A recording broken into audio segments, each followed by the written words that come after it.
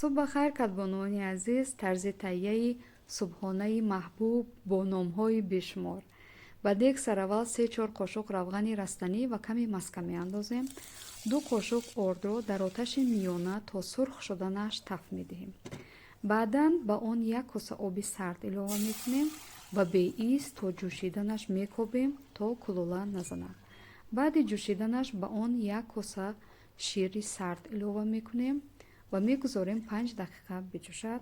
در آخر نمک انداخته آتش را خاموش می‌کنیم. نشانه درست آماده شدن اوتاله همین است که روغنش باید در رویش جدا شده ایستد و در داخلش هیچ کلوله‌ای نباشد.